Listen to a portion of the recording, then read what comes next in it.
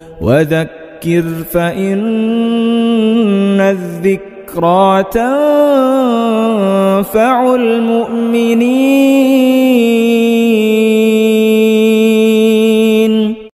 الحمد لله وكفى وسلام على عباده الذين اصطفى. أما بعد فأعوذ بالله من الشيطان الرجيم. بسم الله الرحمن الرحيم. والذين هم عن اللغو معرضون. صدق الله العظيم. قابل احترام بزرگوں اور دوستوں، اللہ تبارک و تعالی نے انسان کو اشرف المخلوقات بنایا اور انسان کے بدن میں، انسان کے جسم میں نہایت قیمتی اعضاء امانت کے طور پر رکھ دیے. ہمارے بدن میں ایک ایک عضو اتنا قیمتی ہے کہ ہم اس کی قیمت کا اندازہ لگا ہی نہیں سکتے. ایک حدیث پاک کا مفہوم ہے کہ قیامت کے دن ایک بندے کو لایا جائے گا اور آنکھ کی جو نعمت اللہ پاک نے اس کو عطا کی ہے، اس نعمت کی بھرپائی میں 500 سال کی مقبول عبادتیں چلی جائیں. اس سے اندازہ لگائیے کہ ایک ایک عضو ہمارے پاس کتنا قیمتی ہے. انہی اعضاء میں سے ایک عضو زبان بھی ہے جو جثے اور جسم کے اعتبار سے مختصر، لیکن اس کے ذریعے ہونے والے جرائم بہت بڑے بڑے ہیں. اسی لیے قرآن کریم نے بھی اور احادیث پاک میں بھی اس کی حفاظت پر بڑا زور دیا گیا ہے. قرآن کریم کی آیت جو میں نے آپ کے سامنے پڑھی، یہ 18ویں پارے کی ابتدائی آیتوں میں سے ہے. اس آیت پاک میں جو 10 آیتیں شروع کی ہیں، کامیاب مؤمن کی 7 علامتیں اور 7 نشانیاں بیان کی گئی ہیں کہ کون سے مؤمن کامیاب کہلائیں گے، ان کی پہچان کیا ہے، ان کی صفات کیا ہے، ان کی علامتیں کیا ہیں. وہ 7 علامتیں اللہ پاک نے 18ویں پارے میں بالکل شروع ہی میں سورہ مؤمنون کی ابتدائی 10 آیتوں میں بیان کر دی ہے. ان 7 علامتوں میں سے ایک علامت فرما والذین هم عن اللغو معرضون، کہ وہ مؤمن کامیاب ہوں گے جو اپنے آپ کو لغو سے بچاتے ہوں گے، لغو سے اعراض کرنے والے، بےہودہ اور لایعنی سے اپنے آپ کو محفوظ رکھنے والے. اسی طرح سورہ قاف میں اللہ تعالیٰ کا ارشاد ہے ما یلفظ من قول الا لدیہ رقیب عتید، کہ انسان جو بھی کلام کرتا ہے رب العالمین کی جانب سے اس پر نگہبان اور نگران لکھنے والا فرشتہ موجود ہے. اور سورہ نور میں فرما یوم تشہد علیہم السنتہم، جس دن انسان کی زبان شہادت دے گی. یہ ساری آیتیں اگر ان میں غور کیا جائے تو معلوم ہوگا کہ رب العالمین نے زبان کی حفاظت پر کتنا زور دیا ہے. اور سرور دو عالم صلی اللہ تعالی علیہ وسلم کی احادیث کے ذخیرے کو دیکھا جائے تو نبی اکرم صلی اللہ علیہ وسلم کے ارشادات تو بھرے پڑے ہیں. نمونے کے طور پر میں چند روایتیں آپ کی خدمت میں پیش کرتا ہوں۔ نمبر ایک روایت میں سرور دو عالم صلی اللہ تعالی علیہ وسلم نے ارشاد فرمایا، من کان یؤمن باللہ والیوم الآخر فلیقل خیرا او لیصمت۔ جو بندہ اللہ پر اور آخرت کے دین پر ایمان رکھتا ہو اس کو چاہیے کہ زبان سے بھلائی کی بات کہے، اور یہ نہیں ہو سکتا تو وہ چپ رہے، خاموش رہے۔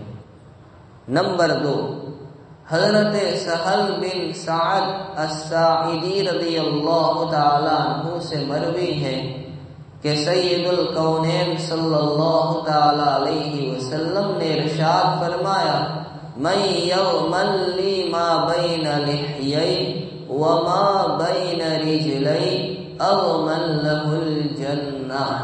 جو آدمی مجھے ضمانت دے اور ذمہ داری دے اس چیز کی حفاظت کی جو دو جبڑوں کے درمیان ہے یعنی زبان کی، اور اس چیز کی حفاظت کی جو دو رانوں کے درمیان ہے یعنی شرمگاہ کی، سرور دو عالم صلی اللہ علیہ وسلم وعدہ فرما رہے ہیں، ذمہ داری لے رہے ہیں، فرما اضمن لہ الجنہ، میں اس کے لیے جنت کی ذمہ داری لیتا ہوں۔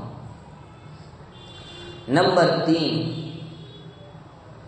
مشکات شریف میں یہ روایت موجود ہے، حضرت ابو ہریرہ رضی اللہ تعالی عنہ اس کو نقل کرتے ہیں کہ سرور دو عالم صلی اللہ علیہ وسلم نے اپنے صحابہ سے فرمایا، کیا تم جانتے ہو ایسی دو چیزیں جس کی وجہ سے لوگ کثرت سے جنت میں جائیں گے؟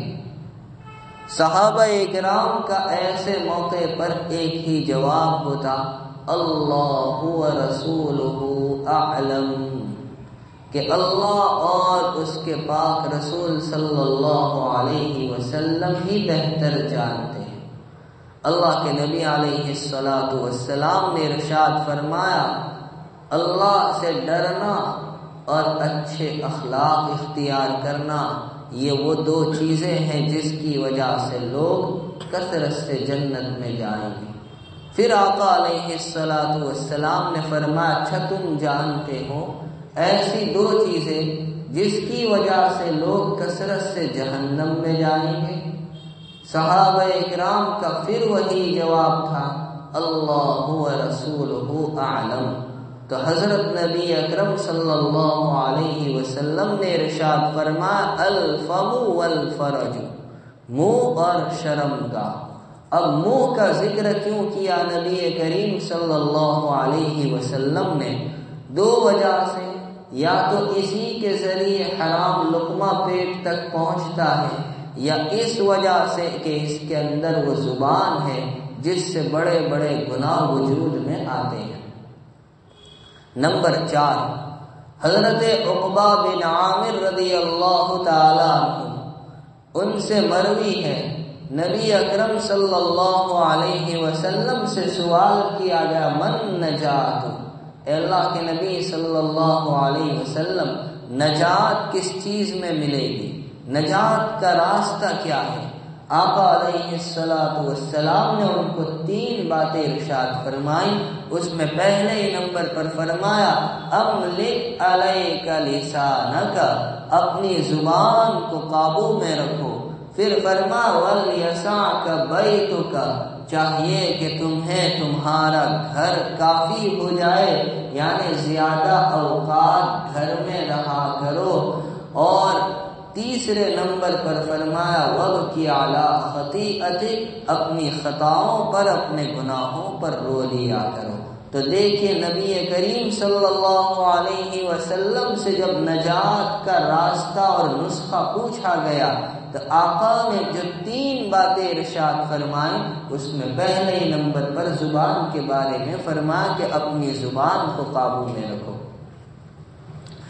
ایک روایت میں ہے اللہ کے حبیب صلی اللہ علیہ وسلم ارشاد فرماتے ہیں کہ جب بنی آدم یعنی انسان صبح کرتا ہے تو اس کے سارے اعضاء زبان سے ادباً کہتے ہیں تو سیدھی رہنا، اگر تو سیدھی رہی تو ہم سیدھے رہیں گے، اور تجھ میں کجی اور ٹیڑھا پن پیدا ہو گیا تو ہم ٹیڑھے ہو جائیں گے۔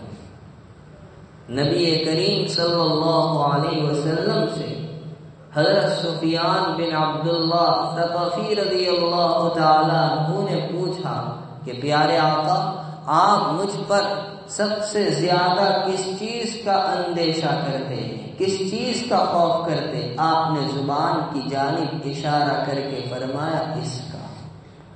اور ایک مختصر سی روایت جو مکتب میں بچوں کو بھی یاد کروائی جاتی ہے، اللہ کے نبی علیہ الصلوۃ والسلام فرماتے من صمت نجا، من صمت نجا، کہ جو چپ رہا، خاموش رہا، اس نے نجات پالی۔ عمران ابن حسین رضی اللہ تعالی عنہ سے مروی ہے کہ سید الکونین صلی اللہ علیہ وسلم نے ارشاد فرمایا، انسان کا ایک گھڑی خاموش رہنا افضل من عبادت 60 سنتاً، 60 سال کی نفل عبادت سے بہتر ہے۔ خادم رسول حضرت انس بن مالک رضی اللہ تعالی عنہ روایت نقل کرتے ہیں، نبی اکرم صلی اللہ علیہ وسلم نے حضرت ابو ذر غفاری رضی اللہ تعالی عنہ سے فرمایا، یا ابا ذر، اے ابو ذر، الا ادلک علی خصلتین ہما اخف علی الظہر واثقل فی المیزان، کہ کیا میں تمہاری رہبری نہ کروں ایسی دو چیزوں کی جانب، ایسی دو عادتوں کی جانب، ایسی دو خصلتوں کی جانب، اخف علی الظہر، جو پشت پر ہلکی ہے، یعنی اس کو کرنا کوئی مشکل نہیں، آسان ہے، وَأَثْقَلُ فِي الْمِيزَانِ، اور اعمال کا جب وزن کیا جائے گا تو یہ چیزیں بہت بھاری ہو جائے گی، نیکیوں کے پلڑے کو جھکا دے گی۔ بتاؤ ایسی دو عادتیں؟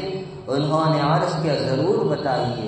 اللہ کے نبی علیہ الصلوۃ والسلام نے فرمایا، طول الصمت وحسن الخلیقہ، دیر تک چپ رہنا، خاموش رہنا، اور اچھے اخلاق۔ اس کے بعد نبی علیہ السلام قسم کھا کر فرماتے، والذی نفسی بیدہ ما عمل الخلائق بمثلہما، قسم ہے اس ذات کی جس کے قبضے میں میری جان ہے، مخلوق نے ان دونوں سے بہتر اور بڑھ کر کوئی عمل نہیں کیا۔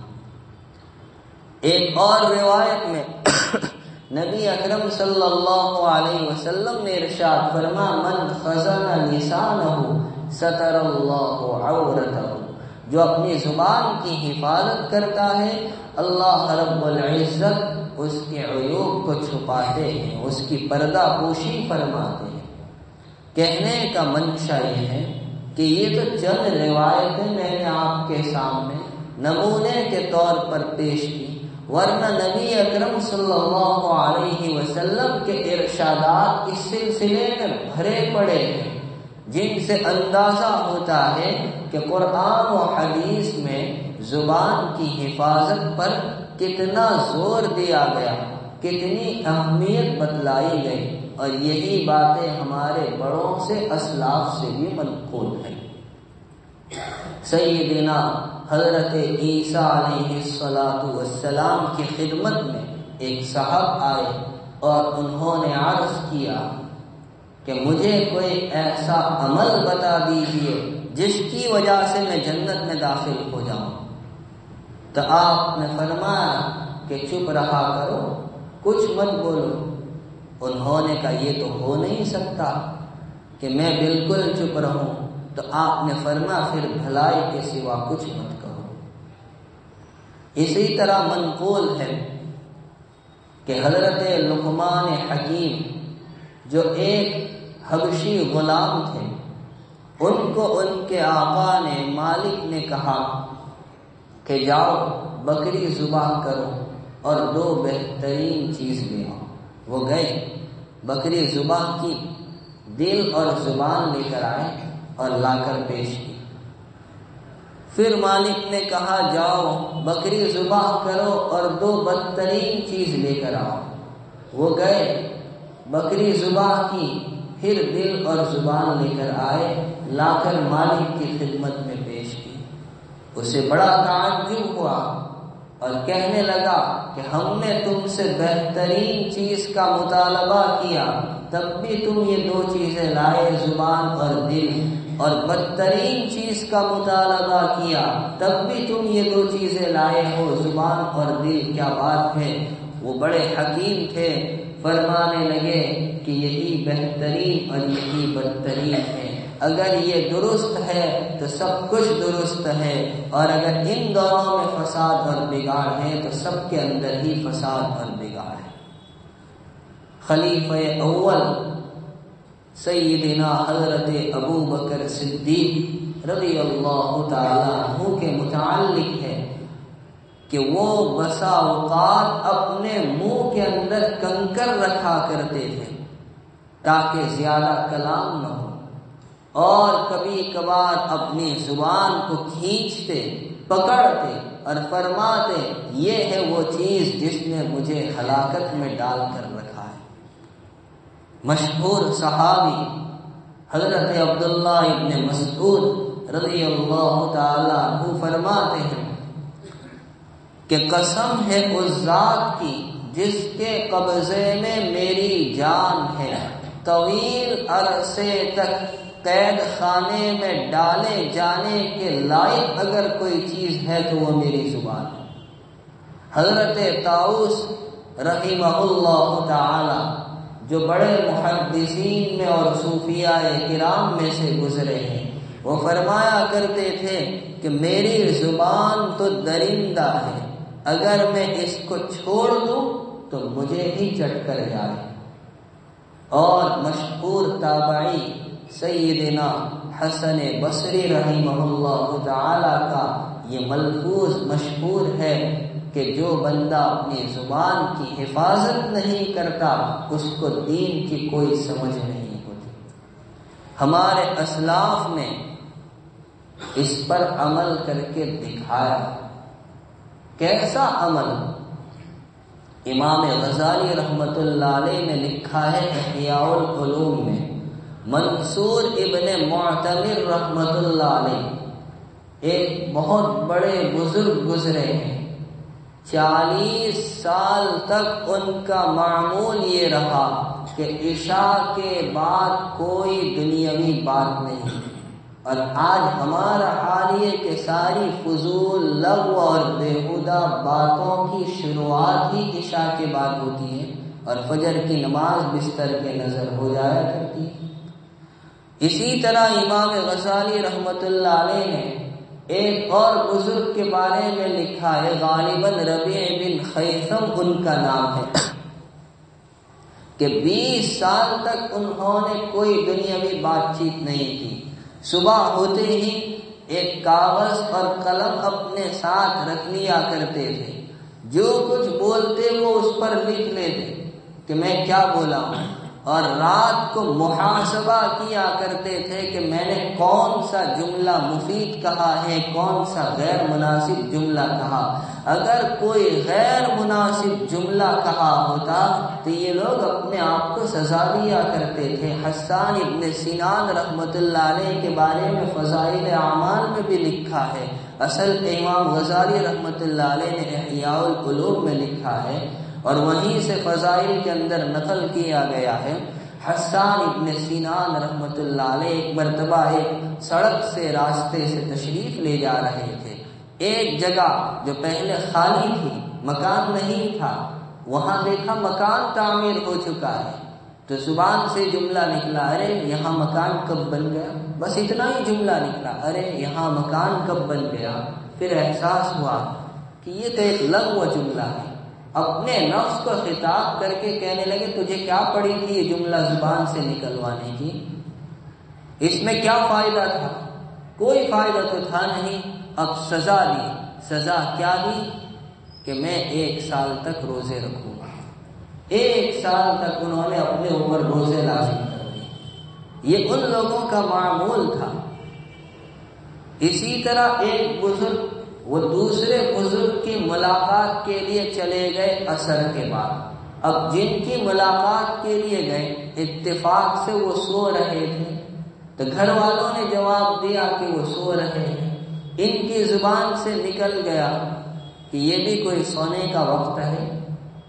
پھر احساس ہوا کہ شاید کوئی بیماری ہوگی، کچھ مرض ہوگا، کچھ عذر ہوگا، اپنے نفس کو خطاب کر رہے تھے۔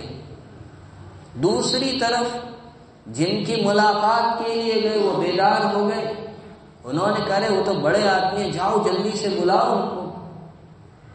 تو کوئی آدمی ان کو بلانے کے لیے نکلا تو دیکھا وہ قبرستان کی طرف جا رہے ہیں، اپنے نفس کو خطاب کرتے ہوئے کہتے جا رہے تھے تجھے کیا پڑی تھی زبان سے یہ بولنے کی کہ یہ بھی کوئی سونے کا وقت ہے، اور اب تیری سزا یہ ہے کہ میں 1 سال تک اپنی کمر زمین سے نہیں لگاؤں گا، نہیں سوؤں گا۔ یہ ان لوگوں کا معمول تھا۔ ایک شہزادے کے بارے میں لکھا ہے کہ اس نے کہیں سے خاموشی کے فوائد پڑھ لیے کہ چپ رہنے کے کیا فائدے ہوتے، تو وہ ہمارا وقت چپ رہنے لگا، خاموش رہنے لگا۔ اب تھا شہزادہ، باپ کو فکر ہو گئی کہ اس کو کیا ہو گیا، کیا بیماری لگ گئی، طرح طرح کے طبیبوں کو، حکیموں کو بلا کر علاج کروایا، لیکن کوئی فائدہ نہیں ہوا، کوئی فائدہ نہیں۔ تو کسی نے یہ مشورہ دیا کہ چلو ہم سیر و تفریح کے لیے چلتے ہیں، شکار کے لیے چلتے ہیں، وہاں کا خوشنما منظر جب دیکھے گا تو شاید کچھ بولنے لگے۔ تو یہ سارے حضرات سیر و تفریح کے لیے، شکار کے لیے نکل پڑے۔ اتفاق سے ایک درخت سے کسی پرندے کے بولنے کی آواز سنائی دی،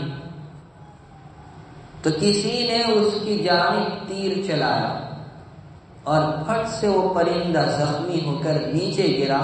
تو یہ شخص شہزادہ بول پڑا کہ اور بول، بس اس نے اتنا ہی کہا۔ تو لوگوں نے پٹائی شروع کی کہ اس کو کچھ ہوا نہیں ہے۔ باپ نے بھی تنبیہ کی ڈانٹ ڈپٹ کی کہ تو ڈھونگ کر رہا ہے کب سے، سب کو مشقت میں مصیبت میں ڈال دیا، تجھے تو کچھ نہیں ہوا۔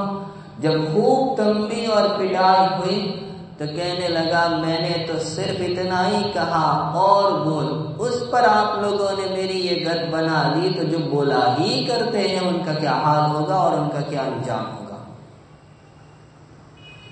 امام غزالی رحمت اللہ علیہ نے بہت پتے کی بات بیان کی، فرمایا کہ بندہ جو کلام کرتا ہے، زبان سے جو الفاظ نکالتا ہے، وہ 4 طرح کے، 4 کے علاوہ کوئی 5ویں شکل نہیں ہو سکتی۔ کون سی؟ نمبر 1 جس میں فائدہ ہی فائدہ، نمبر 2 جس میں نقصان ہی نقصان، نمبر 3 جس میں فائدہ اور نقصان دونوں، اور نمبر 4 جس میں فائدہ بھی نہیں نقصان بھی نہیں۔ یہ 4 کے علاوہ کوئی 5ویں صورت ہو نہیں سکتی۔ اب اس کے بعد حضرت فرماتے ہیں کہ ایسا کلام جس میں نقصان ہی نقصان ہو، تو اس کلام کو چوکڑی لگا دو، ایسا کلام کرنا ہی کیوں جس میں نقصان ہی نقصان ہو۔ 25% کلام کم ہو گیا۔ اب لیجیے وہ کلام جس میں فائدہ بھی ہے نقصان بھی ہے، اگر فائدہ کم ہے اور نقصان زیادہ ہے تو ایسا کلام اس کو بھی چوکڑی لگا دو، ایسا کلام کرنا ہی کیوں جس میں فائدہ کم ہو نقصان زیادہ ہو، تو اور 25% کلام کم ہے۔ اب لیجیے وہ کلام جس میں نہ فائدہ نہ نقصان، تو اس کو بھی چوکڑی لگا دو، ایسا کلام کیوں کرنا جس کے اندر فائدہ بھی نہ ہو نقصان بھی نہ ہو، اور 25% کلام کم ہو گیا۔ معلوم ہوا ہمارا 75% کلام لغو ہے، لا یعنی میں شامل ہے، بچا صرف 25% جس میں فائدہ ہے، خیر ہے، نفع ہے، اسی کو کہنے کی اور بولنے کی اجازت ہے۔ تو ہمارا یہ سارا کلام لغو ہے۔ حضرت مولانا منصور نعمانی صاحب رحمت اللہ علیہ نے بہت پتے کی بات بیان کی ہے، بہت ہی جامع۔ فرمایا کہ اگر بولنے میں، تکلم میں، زبان چلانے میں خوبی ہوتی، کمال ہوتا، تو سب سے زیادہ بولنے والی شخصیت سرکار دو عالم صلی اللہ تعالی علیہ وسلم کی ہوتی، اس لیے کہ میری اور آپ کی زندگی کو اللہ نے اسوہ اور نمونہ نہیں بنایا، لیکن سرور دو عالم صلی اللہ علیہ وسلم کی زندگی کے بارے میں فرمایا لقد کان لکم فی رسول اللہ اسوۃ حسنہ۔ جب آپ کی زندگی یہ قیامت تک آنے والے سارے لوگوں کے لیے اسوہ ہے، نمونہ ہے، تو ان کی رشد و ہدایت کے کتنے اصول بیان کرنے ہیں۔ ہونا یہ چاہیے تھا کہ آپ ہمہ وقت بولتے رہتے، ارشادات زبان سے نکلتے رہتے، لیکن اس کے باوجود نبی اکرم صلی اللہ علیہ وسلم کی مجالس کا حال جو صحابہ اکرام بیان کرتے ہیں وہ کیا تھا کہ آپ کی بہت سی مجلسیں سکوت اور خاموش کی۔ پیارے آقا علیہ السلام بھی خاموش ہے، اور سامنے جو صحابہ اکرام تشریف فرما ہے، مجلس میں بیٹھے ہیں، وہ بھی خاموش ہے، اور اتنے خاموش گویا ان کے سروں پر پرندے ہو۔ وہ سکوت کی مجلس ہوا کرتی ہے۔ ہمارے یہاں جو میاں اصغر حسین صاحب دیوبندی رحمت اللہ علیہ مدفون ہے، اسی قبرستان میں ان کے چہیتے شاگرد تھے حضرت مفتی شفیع صاحب عثمانی رحمت اللہ علیہ، جن کی معارف القرآن بہت مشہور ہے۔ تو مفتی شفیع صاحب رحمت اللہ علیہ میاں صاحب کے خاص تلامذہ میں شاگرد ہو گئے، تو ایک دن ملاقات کے لیے گئے اور جایا کرتے تھے۔ میاں صاحب ایک دن فرمانے لگے مولوی شفیع آج سے ہم دونوں عربی میں بات چیت کریں گے۔ انہوں نے عرض کیا حضرت کیوں؟ کہ بات یہ ہے کہ جب ہم اپنی زبان میں بات کرتے ہیں تو ہماری زبان قابو میں رہتی نہیں، تو لغو اور لا یعنی کلمات اور جملے ہماری زبان سے نکل جاتے ہیں۔ عربی نہ تمہاری مادری زبان ہے نہ میری مادری زبان ہے، نہ تمہیں اس پر پوری پکڑ ہے نہ مجھے پوری پکڑ ہے، لہذا ہمیں بولنے میں دقت ہوگی تو ہم اتنا ہی بولیں گے جتنی ضرورت ہوگی۔ اس لیے میں نے یہ سوچا ہے کہ اب سے ہم عربی میں بات چیت کریں گے تاکہ ضرورت کے بقدر کلام ہی ہمارا زبان سے نکلے۔ دیکھیں کتنا آسان نسخہ بتلایا ہے۔ کہنے کا منشا یہ ہے کہ یہ اللہ تعالیٰ نے ہمارے جسم میں، ہمارے بدن میں امانت کے طور پر رکھا ہے، اور کل قیامت کے دن اس کا وزن ہونا ہے، اس کا حساب ہونا ہے، تو یہ امانت ہے، اس کا صحیح استعمال ہونا چاہیے۔ اللہ تعالیٰ مجھے بھی توفیق عطا فرمائے اور آپ تمام کو بھی توفیق عطا فرمائے۔ آمین۔ وآخر دعوانا الحمد للہ رب العالمین۔